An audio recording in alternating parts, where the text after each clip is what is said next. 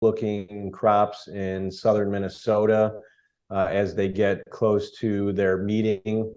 And I think just in general, this tour does a really good job of maintaining consistency year over year, both in the route and the methodology. They aren't going to be right where the USDA is, but they are frequently within several bushels of USDA. So I think it does the market a good service to really get a sense of where we are going to be for overall yield potential.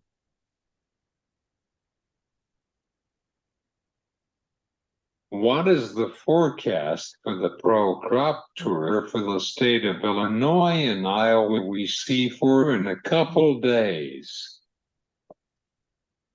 Well, like I said, we're going to get a little bit more data out of Illinois today and a little bit more data out of Iowa. So some of those regions were scouted yesterday, and the rest of the states will be scouted today. And we'll get a little bit more data about Iowa scouting tomorrow. I think yesterday there was 3 districts in Iowa, if I remember correctly. One district was maybe a bushel above the same district number from a year ago. Another district was about 12 bushels below a year ago, and another one was about 11 bushels above a year ago. So overall, at least for the districts that have been scouted in Iowa thus far, it appears to be pretty close to the same numbers year over year. And again, we'll get some more data out of Illinois today in the eastern leg. They did the eastern portion of Illinois yesterday, and that was a couple bushels better than the same area that was scouted a year ago. So anecdotally, I've had several clients in the central, north central portion of Illinois that have really evolved from being very concerned about their crop to actually being very pleased about it. We are going through a little bit of adverse weather currently, and that could be taking some of the top end off with the heat that we're seeing right now, especially on soybeans. And then maybe the problem here moving forward is that we just really don't have a whole lot of moisture in the forecast for the next 2 weeks. So maybe not the best way to finish the crop, but also we are at this point not seeing any adverse conditions for the beginning of harvest thus far.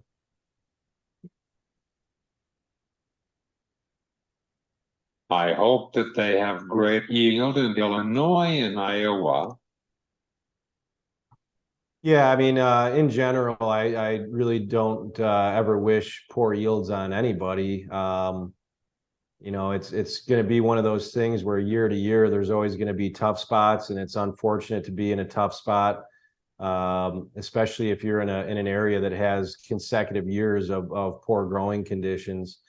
You know, if I'm going to you know, for the sake of our domestic producers, hope that there's any weather problems moving forward, then I would rather see that in our South American counterparts, and give our domestic producers an opportunity to have some marketing opportunities come winter.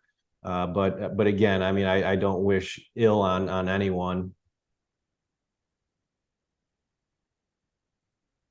Brian, could you tell us about August SWAST report and NOPA report, the end of month report?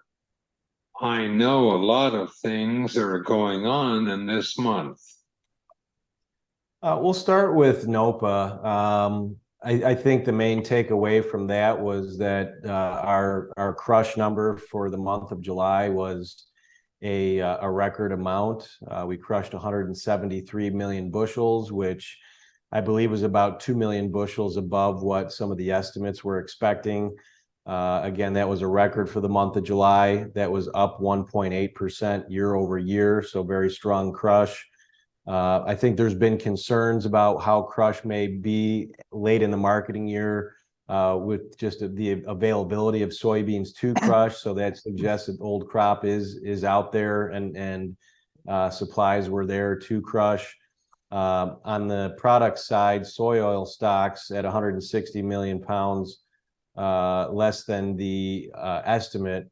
And that was a 10-month low, and actually down 9.3% year over year. So soy oil stocks, and we've seen a tremendous rally in soy oil. We're going to be using a lot more of it. We know that we've got a lot more crush plants being built domestically to meet these renewable diesel objectives. And I suspect that in order for us to hit those objectives, we're going to have to continue to see some very strong crush numbers to allow for the production of that soy oil. Thinking about the August WASDE report, granted that was a couple weeks ago, so the market's already digested that news, but the yields were lowered for both corn and soybeans. A little bit more than expected. That did provide a rally in beans. That provided a rally in corn for just a few minutes before the market ultimately rolled over on report day. And we're kind of right back down to where we were at the close of that August WASDE report for corn. But this is the highest close actually today for this particular move in soybeans. I think, again, some of the data from the crop tour, which is tough. We're looking at pod counts. Beans are a tough one to know where you're really at for yield. I've always been told really the only accurate way to measure bean yield is what the ticket says when you cross the scales. So you can go out there and count pods and use your formulas, and that at least hopefully